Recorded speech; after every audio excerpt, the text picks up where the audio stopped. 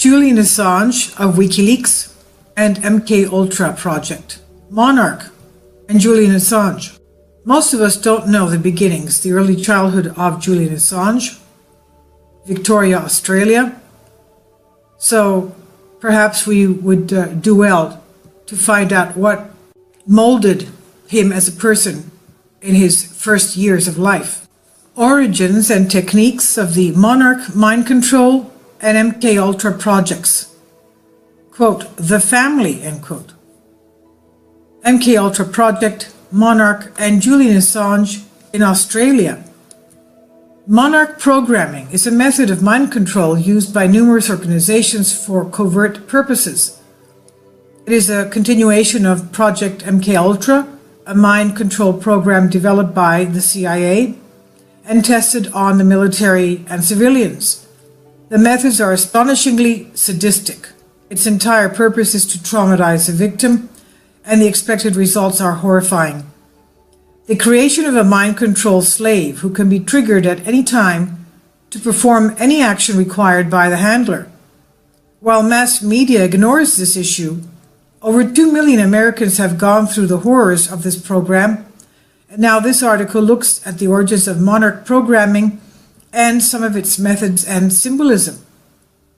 Note, this article contains disturbing elements and might trigger Monarch survivors. Monarch programming is a mind control technique comprising elements of satanic ritual abuse, SRA, and multiple personality disorder, MPD. It utilizes a combination of psychology, neuroscience, and occult rituals to create within the slaves an alter persona that can be triggered and programmed by the handlers. Monarch slaves are used by several organizations connected with the world elite in fields such as the military, sex slavery, and the entertainment industry. Now this article will look into the origins of Monarch programming, its techniques and symbolism. Now the origins. Throughout the course of history, several accounts have been recorded describing rituals and practices resembling mind control. One of the earliest writings giving reference to the use of occultism to manipulate the mind can be found in the Egyptian Book of the Dead. It's a compilation of rituals heavily studied by today's secret societies, which describes methods of torture and intimidation to create trauma, the use of potions, drugs, and casting of spells, hypnotism, of course, curses and satanic whatever, ultimately resulting in the total enslavement of the initiate. Other events ascribed to black magic, sorcery, and demon possession, where the victim is animated by an outside force, are also ancestors of Monarch programming.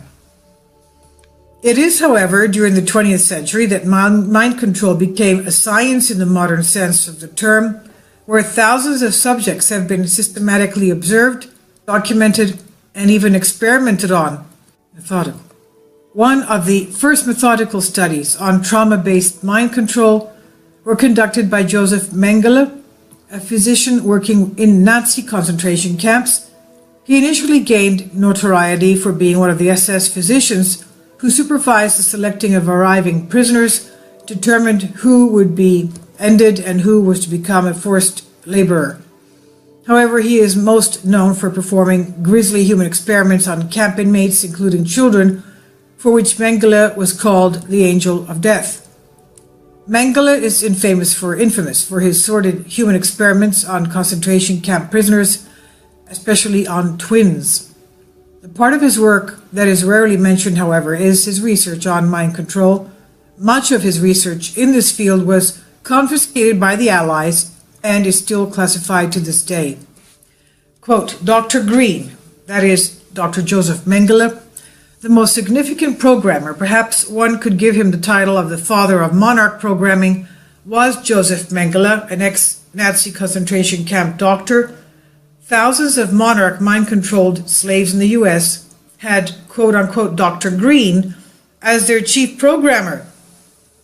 Dr. Joseph Mengele of Auschwitz notoriety was the principal developer of the trauma-based Monarch project and the CIA's MKUltra mind control programs. Mengele and approximately 5,000 other high-ranking Nazis were secretly moved into the United States and South America in the aftermath of World War II in the operation designated Operation Paperclip. The Nazis continued their work in developing mind control and rocketry technologies in secret underground military bases. The only thing we were told about was the rocketry work with former Nazi star celebrities like Werner von Braun. The killers, torturers, and mutilators of innocent human beings were kept discreetly out of sight, but busy in United States underground military facilities, which gradually became home to thousands upon thousands of kidnapped American children snatched off the streets, about 1 million per year, and placed into iron bar cages stacked from floor to ceiling as part of the training, quote unquote. These children would be used to further refine and perfect Mengele's mind control technologies. Certain selected children, at least the ones who survived the training, quote unquote, would become future mind control slaves who could be used for thousands of different jobs ranging anywhere from sexual slavery to assassinations.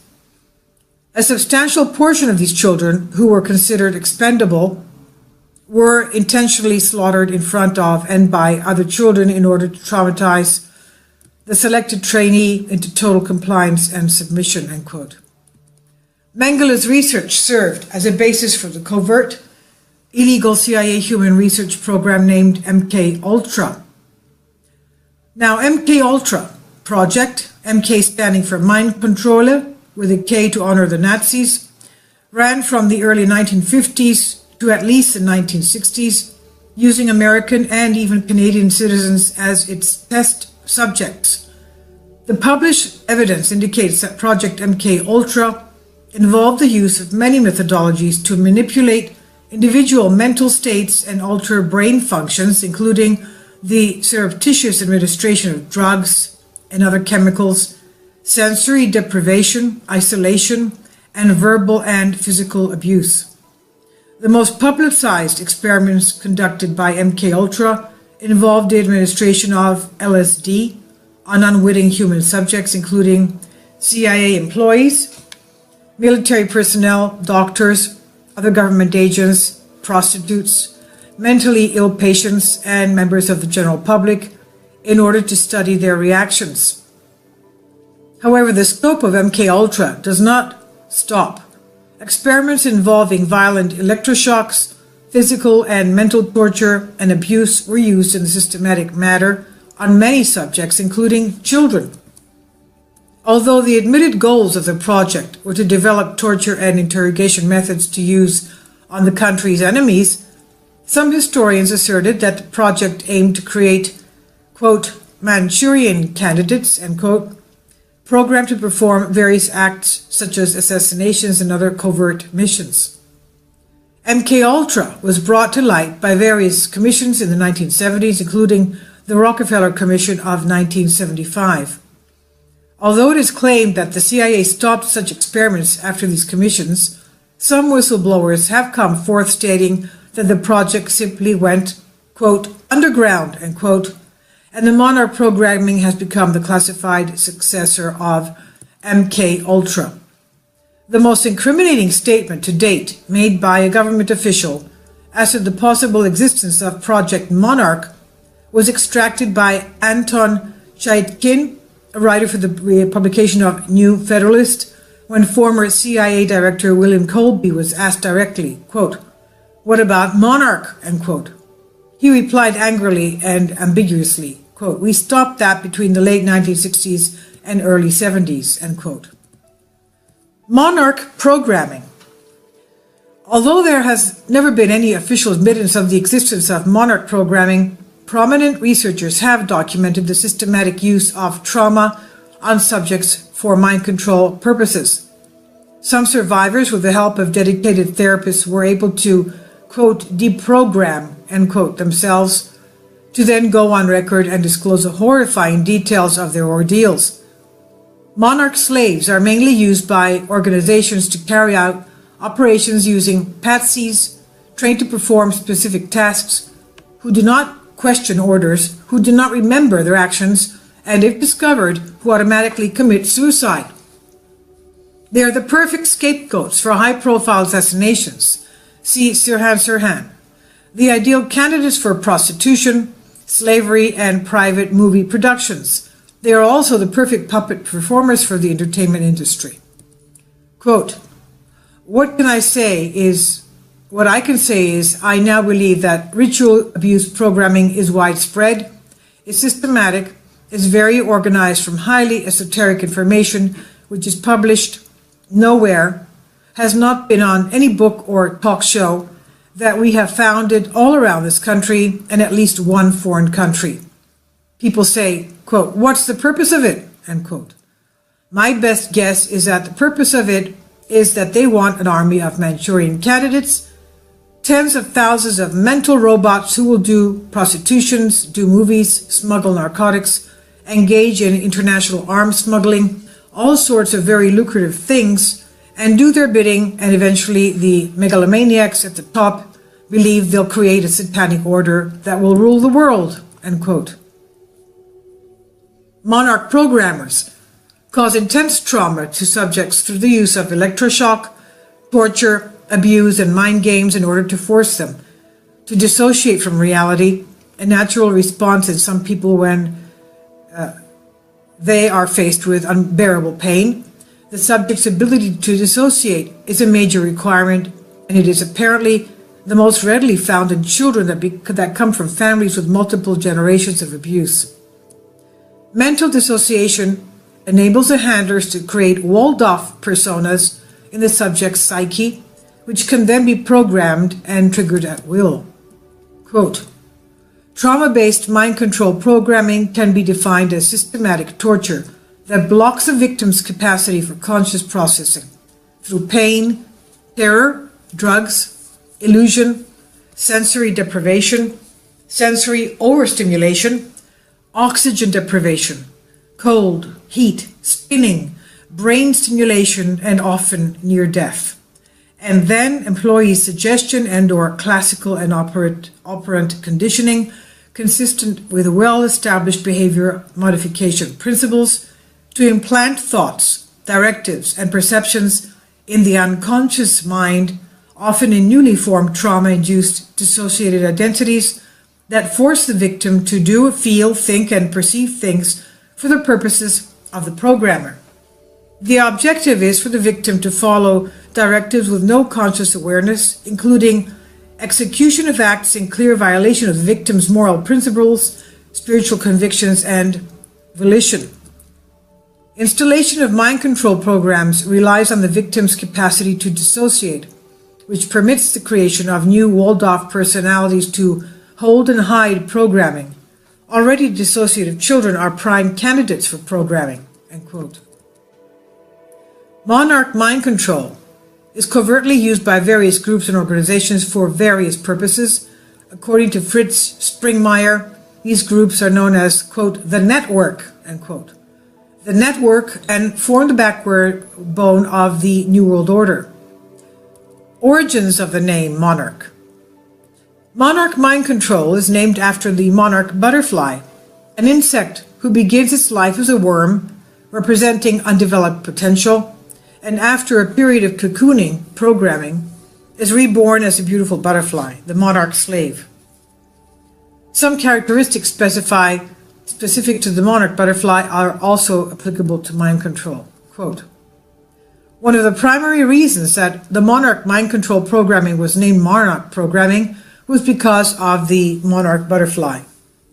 The monarch butterfly learns where it was born, its roots, and it passes this knowledge via genetics onto its offspring from generation to generation. This was one of the key animals that tipped scientists off that knowledge can be passed genetically. The Monarch program is based upon Illuminati and Nazi goals to create a master race in part through genetics. If knowledge can be passed genetically, which it is, then it is important that parents be found that can pass the correct knowledge onto these victims selected for the Monarch mind control, end quote. Quote, when a person is undergoing trauma induced by electroshock, A feeling of lightheadedness is evidenced, as if one is floating or fluttering like a butterfly. There is also a symbolic representation pertaining to the transformation or metamorphosis of this beautiful insect, from a caterpillar to a cocoon, dormancy, inactivity, to a butterfly, new creation, which will return to its point of origin. Such is the migratory pattern that makes this species unique." End quote. The method. The victim or survivor is called a slave, quote unquote, by the programmer handler, who in turn is perceived as the quote unquote master or quote unquote God. About 75% are female, since they possess a higher tolerance for pain and tend to dissociate more easily than males. Monarch handlers seek the compartmentalization of other subject psyche in multiple and separate alter personas, using trauma to cause dissociation. The following is a partial list of these forms of torture. 1. Abuse and torture. 2. Confinement in boxes, cages, coffins, etc., or burial, often with an opening or air tube for oxygen. 3. Restraint with ropes, chains, cuffs, etc. 4. Near drowning. 5. Extremes of heat and cold, including submersion in ice water and burning chemicals. 6. Skinning. Only top layers of skin are removed in victims intended to survive. 7. Spinning. 8. Blinding light. 9. Electroshock. 10. Forced ingestion of offensive body fluids and matter such as blood, urine, feces, flesh, etc. 11. Hung in painful positions or upside down. 12. Hunger and thirst. 13. Sleep deprivation. 14. Compression with weights and devices. 15. Sensory deprivation. 16. Drugs to create illusion, confusion, and amnesia, often given by injection or intravenously. 17. Ingestion or intravenous toxic chemicals to create pain or illness, including chemotherapy agents. 18. Limbs are pulled or dislocated. 19. Application of snakes, spiders, maggots, rats, and other animals to induce fear and disgust. 20. Near-death experiences, commonly asphyxiation by choking or drowning with immediate resuscitation. 22. Forced to perform or witness abuse, torture, and sacrifice of people and animals, usually with knives. 23. Forced participation in slavery. 24. Abuse to become pregnant. The fetus is then aborted for ritual use, or the baby is taken for sacrifice or enslavement. 25. Spiritual abuse to cause victim to feel possessed, harassed, and controlled internally by spirits or demons. So in other words, they curse people, or they ask demons to possess certain specific people, which demons will do. So this is also a very bad spiritual war here. 26. Desecration of Judeo-Christian beliefs and forms of worship, dedication to Satan or other deities. Again, spiritual warfare here. 27. Abuse and illusion to convince victims that God is evil, such as convincing a child that God has abused her. 28. Surgery to torture, experiment, or cause the perception of physical and spiritual bonds or implants. 29. Harm or threats of harm to family, friends, loved ones, pets, and other victims to force compliance. 30. Use of illusion and virtual reality to confuse and create non-credible disclosure. Quote, the basis of the success of the Monarch mind control programming is that different personalities or personality parts called alters can be created who do not know each other, but who can take the body at different times. Obviously, this is demon possession of different demons. The amnesia walls that are built by traumas form a protective shield of secrecy that protects the abusers from being found out and prevents the front personalities who hold the body much of the time to know how their system of alters is being used. The shield of secrecy allows cult members to live and work around other people and remain totally undetected. The front altars can be wonderful Christians, and the deeper altars can be the worst type of satanic monster imaginable, like Dr. Jekyll and Mr. Hyde effect. A great deal is at stake in maintaining the secrecy of the intelligence agency or the occult group which is controlling the slave. The success rate of this type of programming is high, but when it fails, the failures are discarded through death. A great deal of experimentation and research went into finding out what can and can't be done. Charts were made showing how much torture a given body weight at a given age can handle without death. Due to the severe trauma induced through ECT, abuse and other methods, the mind splits off into alternate personalities from the core, formerly referred to as multiple personality disorder. It is presently recognized as dissociative identity disorder and is the basis for Monarch programming.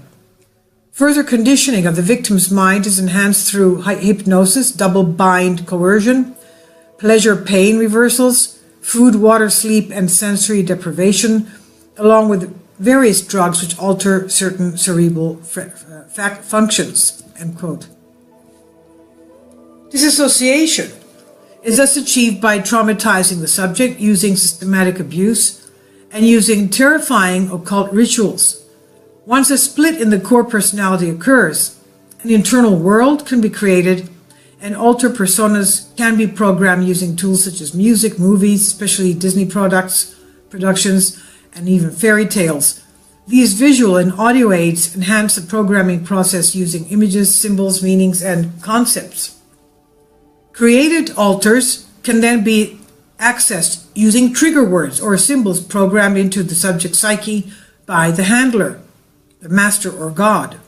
Some of the most important ritual internal images seen by mind-controlled slaves are trees, Kabbalistic tree of life, infinity loops, ancient symbols and letters, spider webs, mirrors, glass shattering, masks, castles, mazes, demons, butterflies, hourglasses. Okay, we know that Assange has an hourglass, of course, as his symbol. Clocks and robots. These symbols are commonly inserted in popular culture movies and videos for two reasons: to desensitize the majority of the population using subliminals and neuro-linguistic programming, and to deliberately construct specific triggers and keys for base programming of highly impressionable Monarch children. Some of the movies used in Monarch programming include The Wizard of Oz, Alice in Wonderland, Pinocchio, and even Sleeping Beauty. In each case, the slave is given a particular interpretation of the movie's storyline in order to enhance programming. For example, a slave watching The Wizard of Oz is taught that, quote, somewhere over the rainbow, end quote, is the happy place dissociative trauma slaves must go to in order to escape the unbearable pain being inflicted upon them. Using the movie, programmers encourage slaves to go, quote, over the rainbow, end quote, and dissociate effectively, separating their minds from their bodies.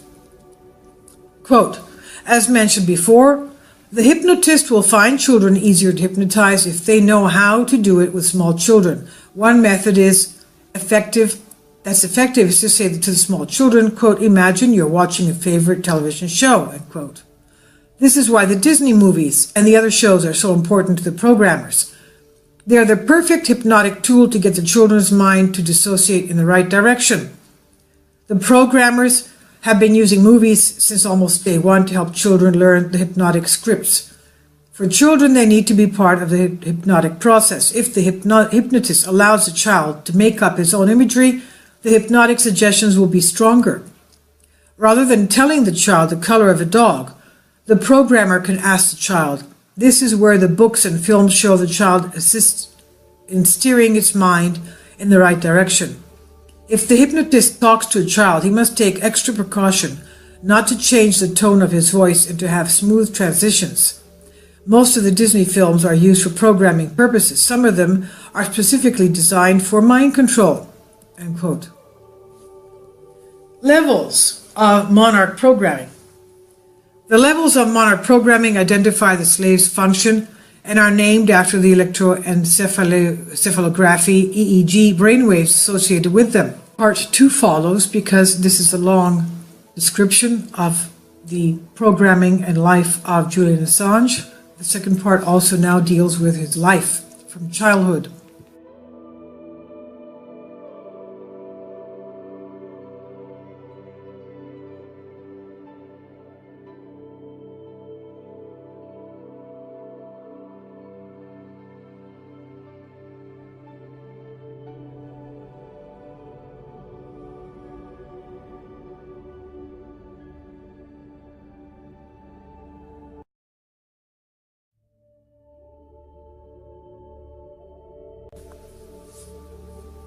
Julian Assange and MKUltra project. Monarch and Julian Assange. This is the second part of 2 parts. Part 1 explains in detail the satanic machinations. It's an actual spiritual warfare having to do with, in many cases, demon-possessed people. And I advise that you first listen to part 1. And now we continue with part 2.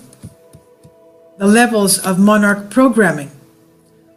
The levels of Monarch programming identify the slave's quote-unquote functions and are named after the electroencephalography EEG brainwaves associated with them, regarded as general or regular programming. Alpha is within the base control personality. It characterized by extremely pronounced memory retention, along with substantially increased physical strength and visual acuity. Alpha programming is accomplished through deliberately subdividing the victim's personality, which in essence causes a left brain, right brain division, allowing for a programmed union of left and right through neuron pathway stimulation. Beta is referred to as sexual, quote-unquote, sexual programming slaves. This programming eliminates all learned moral convictions and stimulates the primitive instinct devoid of inhibitions. Cat, quote, cat alters may come out at this level, known as kitten programming. It is the most visible kind of programming, as some female celebrities, models, actresses, and singers have been subjected to this kind of programming. In popular culture, clothing with feline prints often denote kitten programming. Delta is known as quote-unquote killer programming. Killer programming and was originally developed for training special agents or elite soldiers, such as Delta Force, 1st Earth Battalion, Mossad, etc., in covert operations. Optimal adrenal output and controlled aggression is evident. Subjects are devoid of fear and very systematic in carrying out their assignment. Self-destruct or suicide instructions are layered in this level. Theta, considered to the, quote, psychic program, bloodliners, those coming from multi-generational satanic families were determined to exhibit a greater propensity for having telepathic abilities than did non-bloodliners. Due to its evident limitations, however, various forms of electronic mind control systems were developed and introduced, namely biomedical human telemetry devices, brain implants, that is, directed energy lasers using microwaves and or electromagnetics. It is reported these are used in conjunction with highly advanced computers and sophisticated satellite tracking systems. In conclusion, it's difficult to remain objective when describing the horrors endured by Monarch slaves. The extreme violence, the abuse, the mental torture, and sadistic games inflicted on victims by, quote, notable scientists, end quote, and high-level officials prove the existence of the true, quote, dark side, end quote, in the powers that be. Despite the revelations, the documents, and the whistleblowers, a great majority of the population ignores, dismisses, or avoids the issue altogether. Over 2 million Americans have been programmed by trauma mind control since 1947, and the CIA publicly admits its mind control projects. It admitted them in 1970. Movies such as The Manchurian Candidate have directly referred to the subject, even depicting actual techniques such as electroshock, the use of trigger words, and microchip implementation. Several public figures we see on our TV and movie screens are mind control slaves. Famous people such as Candy Jones, Celia Imrie, and Sirhan Sirhan have gone on record and disclosed their mind control experiences, and yet the general public claims that it, quote, cannot exist, end quote. The research and funds invested in Project Monarch do not, however, only apply to mind control slaves. Many of the programming techniques perfected in these experiments are applied on a mass scale through mass media. Mainstream news, movies, music videos, advertisements, and television shows are conceived using the most advanced data on human behavior ever compiled. A lot of this comes from Monarch programming. MK Ultra and MK sleepers, quote unquote, in Australia. A sleeper agent is a spy who is placed in a target country organization, not to undertake an immediate mission, but rather to act as a potential asset if activated. So in other words, sleeper cells, they're just waiting there until they're told to do something, their mission. So a sleeper agent is a spy who is placed in a target country organization, not to undertake an immediate mission, but rather to act as a potential asset if activated. If they are mind controlled and programmed, they most of the time are not even aware to be sleepers, or even agents for that matter, and live a normal life until a pre-programmed sound or command activates them. During the 1960s, 70s, and 80s, the cover for CIA's Monarch and MK Ultra projects in Australia was a sect or cult called The Family, unquote, quote unquote, The Family. It was set up as a school for children, but it was in reality a mind-controlling facility of the CIA. Founded and directed by Anne Hamilton Byrne, The Family made headlines around the world in 1987, when the Australian Federal Police and Community Services of Victoria raided the cult's property at Lake Eildon and took 6 children into care. Police later found 14 children had been brought up in almost complete isolation, believing they were the offspring of Hamilton Byrne and her late husband Bill. In fact, none of them was Hamilton Byrne's, but the children of single mothers who had been pressured into giving them up for adoption, or cult members who did not want them. But it was the way the children had been treated that really shocked the nation of Australia. Hamilton Byrne had ordered the children's hair to be dyed peroxide blonde, and they be dressed in identical outfits. It was also alleged that they had been half-starved, beaten, and forced to take large quantities of tranquilizers to calm them down, quote unquote, and even fed LSD. Known children that were raised in The Family were Martin Bryant, the spree killer who pled guilty to murdering 35 people and injuring 21, others in the Port Arthur massacre, and Julian Assange. Interestingly, they were and still and are both obsessed with their hair and dyeing their hair blonde, a typical trait of the victims of mind control programs they suffered in childhood that does not go away with time. This is media.com, and it's of course on Out of Mind, but I'll continue the article for you. Where the MK Ultra project, Monarch and Julian Assange.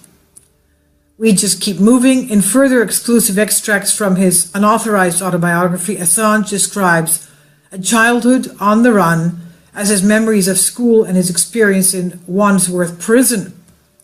So he was also in prison.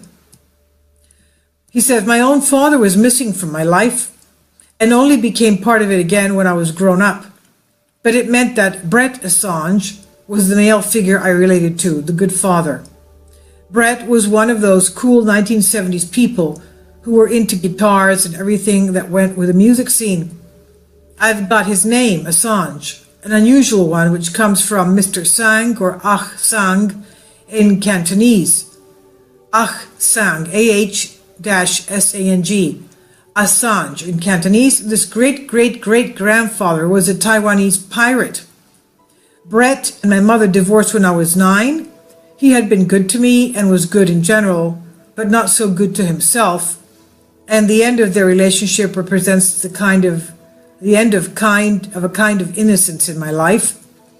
My stepfather's place in our family was usurped by a man called Leif Meynell, Meynell. I remember he had shoulder-length blonde hair and was quite good-looking. A high forehead and the characteristic dimpled white mark of a smallpox injection on his arm. From the darkness at his roots, it was obvious he bleached his hair. And one time I looked in his wallet and saw that all his cards were in different names. He was some sort of musician and playing the guitar, but mainly he was a kind of ghost and a threatening mystery to us. I was opposed to him from the start.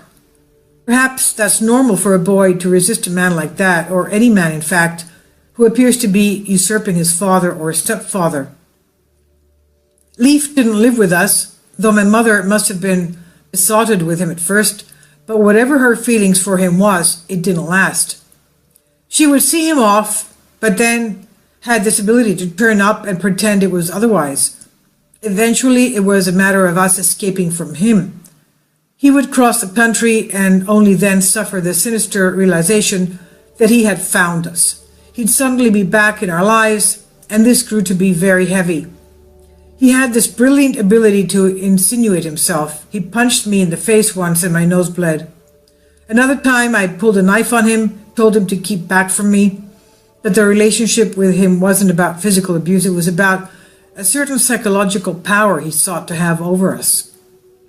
In 1980, my mother became pregnant by Leif, and seeing the possible impact of my opposition, he tried at first to be reasonable, pointing out that he was now the father of my brother and that my mother wanted him around. Quote, "But if you ever don't want me around," end quote, he said, quote, "then I'll leave immediately," end quote. He wanted to stay with us and did for a time, but I was conscious of wanting to look after my mother and the baby. My mother was in love with Leif, and I was too young to understand what sexual love was all about. I just knew that he wasn't my father and that he was a sinister presence. He tried again and again to make the case that I should not reject him, and he had this thing with my mother, and he was my brother's father and everything. But a time came when I told him I no longer accepted this deal. He had lied to us in a way that I hadn't known adults could lie. I remember he once said, "All ugly people should be killed." He beat my mother from time to time, and you felt he might be capable of just about anything. I wanted him to leave, as he had promised me he would, but he denied that the conversation ever happened. And so we started moving. Nomadism suits some people. Nomads. It suits some people's situations. We just kept moving because that's what we did. My mother had worked in a new town, and we would find a house there. Simple as that. Except that the moving in these years became, because of Leif, had a degree of hysteria attached, and that, in a sense, took all the simplicity away and replaced it with fear. It would take time for us to understand what the position was, and it was this. Leif Meynell was a member of the Australian cult called the Family. On reflection, I can now see that his obsessional nature derived from that, as well as his egocentricity and his dark sense of control. The Family was founded by a woman called Anne Hamilton Byrne in the mid-1960s.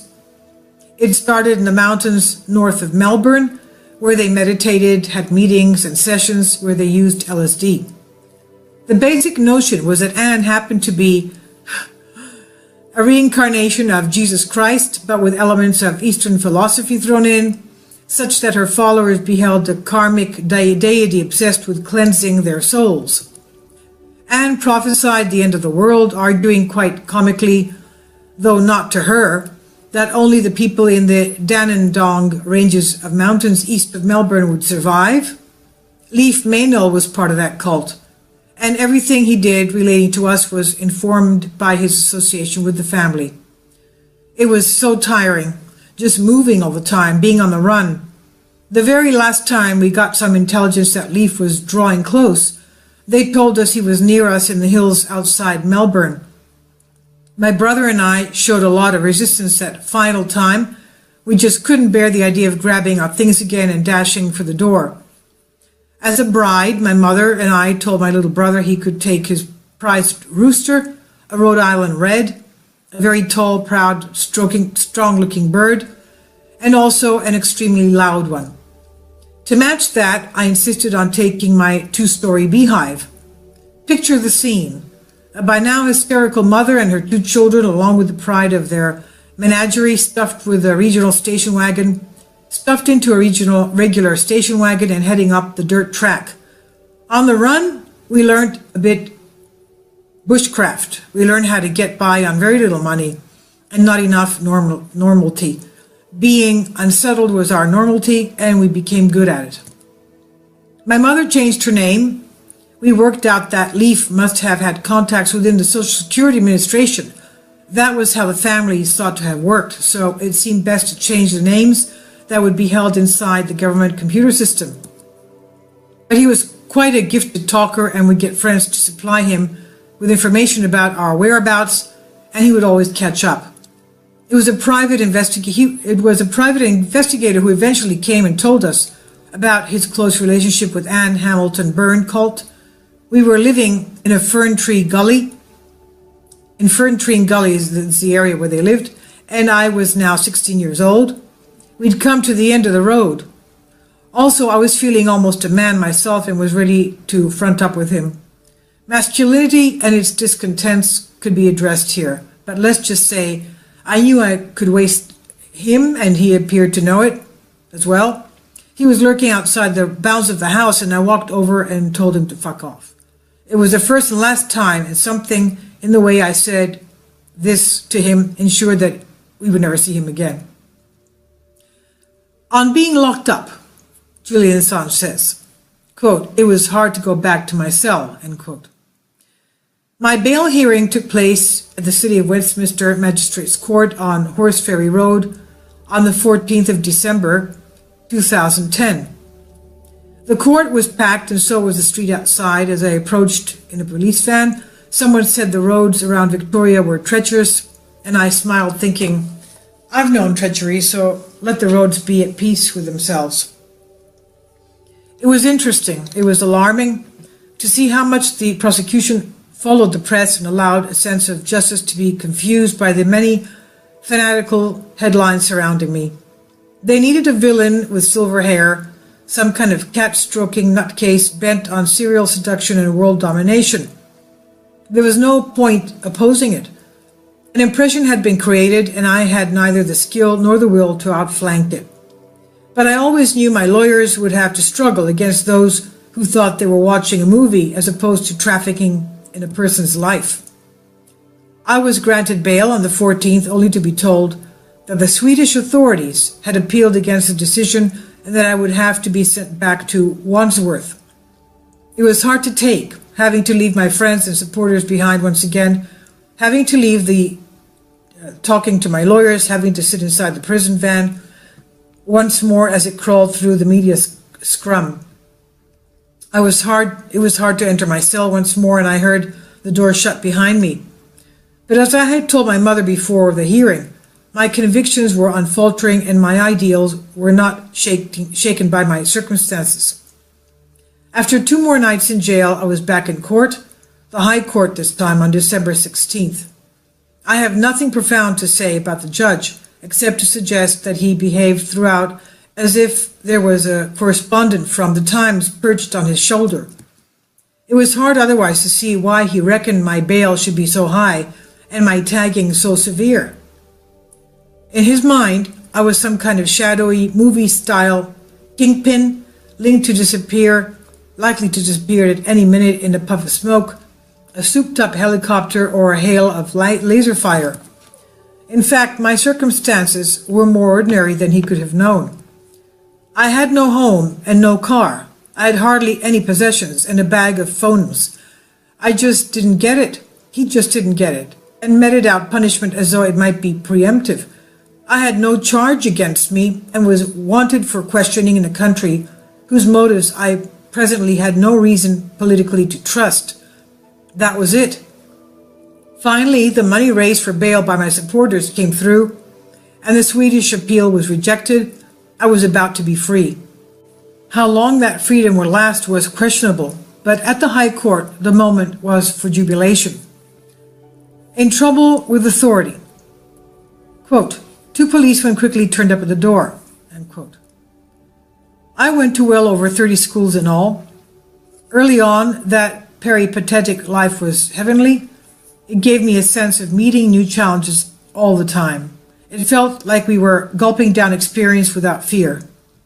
I was probably the kind of child who was shopping for things to take a stand against. I remember one day my folks were making dinner and found they were short of tomatoes. The neighbors had loads of tomatoes, but they wouldn't give us any. So the next day I began digging a tunnel from our garden to theirs. I got some of my little gang involved, bringing shovels and candles to get the job done. We got under the fence in secret, came away with 2 baskets of tomatoes. I handed one of them to my mother, and she had this grin. 2 policemen quickly turned up at the door, and they too were grinning. They just stood there, rocking on their heels. It was my first run-in with the law. We handed back 1 basket of tomatoes, and the scandal reverberated. But I was happy that I still had the 2nd basket of tomatoes hidden. They sent me to some kind of Steiner-style school where it was all about expressing myself. There was an obnoxious little girl who wouldn't share, and in accordance with the school's philosophy, I decided to express myself without hindrance, so I hit her over the head with a hammer. This caused a great fuss, of course, and I had to leave, although the girl was fine. We just kept moving. Book offer. These abridged extracts are from Julian Assange, the unauthorized autobiography published by Canongate. Hardback is £20, ebook is about £15. The strange upbringing of WikiLeaks founder Julian Assange. Australian hacker Julian Assange, WikiLeaks' silver-coiffed leader, increasingly appears to be the main character in Web 2.0 Mad Max sequel. His past includes a carefree childhood, escaping a cult and motorcycling around Vietnam. WikiLeaks.org is the whistleblowing website that's responsible for dozens of high-profile leaks, including this year's Iraq attack helicopter video. Much of the information contained in the long profile of Assange is this week's New Yorker's is not new. Assange and his haphazard crew are overly paranoid. Assange is a passionate crusader who sees WikiLeaks as the vanguard in a new movement for radical transparency. Assange is sort of a weirdo hobo who travels the world with a duffel bag full of socks. WikiLeaks video demonstrates conclusively that innocent people get killed in wars. WikiLeaks is an admirable organization and has admirably published videos of 2 Reuters. New York reporter Rafi Khachaturian delves deep in Assange's past, and we learn about the abbreviated childhood that shaped his obsessions. Assange for a time lived in the tiny magnetic island off the coast of Australia. He was homeschooled, grew up riding horses and making rafts, and when he was 8, his mom hooked up with a musician and things got weird. The musician became abusive, he says, and they separated. A fight ensued over the custody of Assange's half-brother, and Claire felt threatened, fearing that the musician would take away her son. Assange recalled her saying, quote, "Now we need to disappear," end quote, and he lived on the run with her from the age of 11 to 16.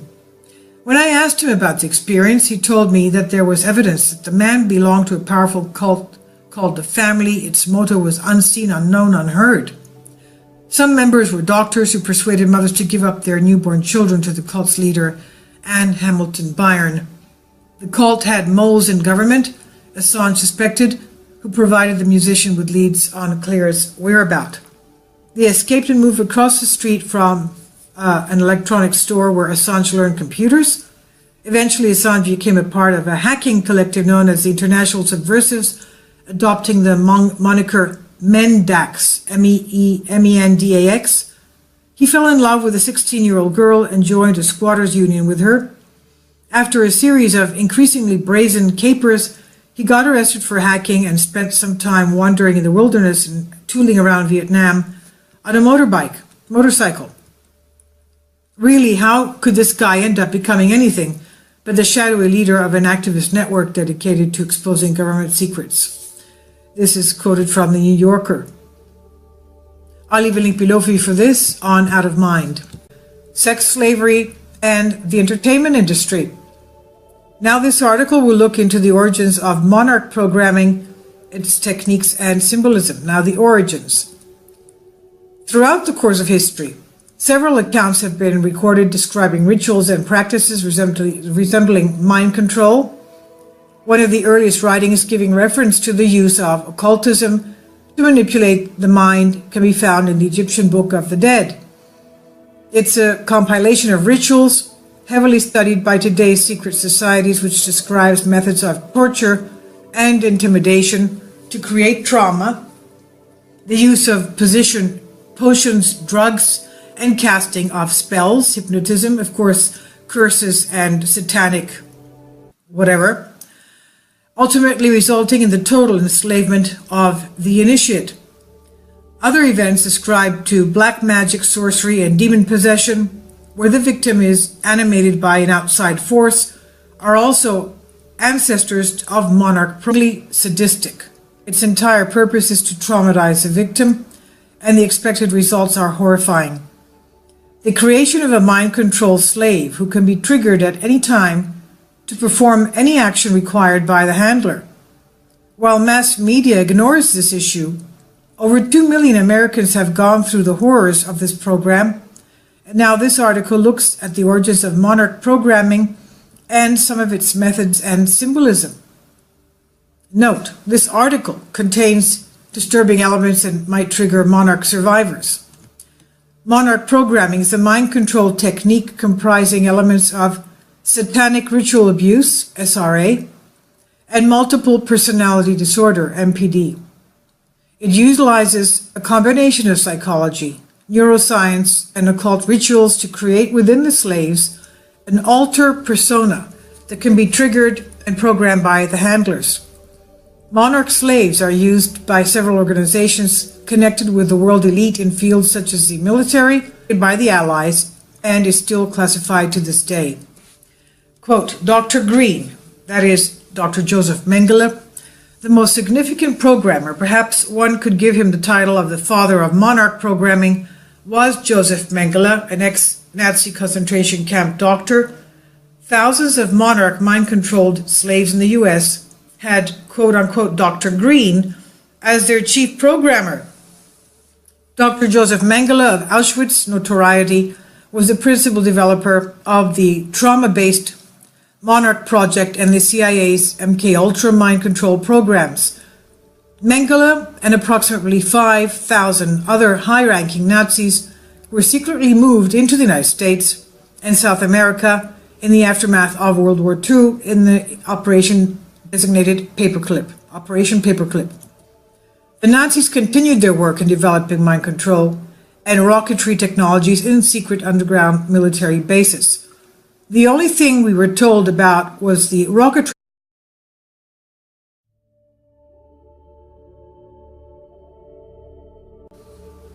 Julian Assange of WikiLeaks and MKUltra project. Monarch and Julian Assange.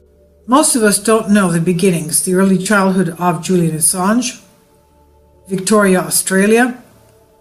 So perhaps we would do well to find out what molded him as a person in his first years of life. Origins and techniques of the Monarch mind control and MKUltra projects. Quote, the family, end quote. MKUltra project, Monarch and Julian Assange in Australia. Monarch programming is a method of mind control used by numerous organizations for covert purposes. It is a continuation of Project MKUltra, a mind control program developed by the CIA and tested on the military and civilians. The methods are astonishing programming. It is, however, during the 20th century that mind control became a science in the modern sense of the term, where thousands of subjects have been systematically observed, documented, and even experimented on. Methodical. One of the first methodical studies on trauma-based mind control were conducted by Joseph Mengele, a physician working in Nazi concentration camps. He initially gained notoriety for being one of the SS physicians who supervised the selecting of arriving prisoners, determined who would be ended and who was to become a forced laborer. However, he is most known for performing grisly human experiments on camp inmates, including children, for which Mengele was called the Angel of Death. Mengele is infamous for his sordid human experiments on concentration camp prisoners, especially on twins. The part of his work that is rarely mentioned, however, is his research on mind control. Much of his research in this field was confiscated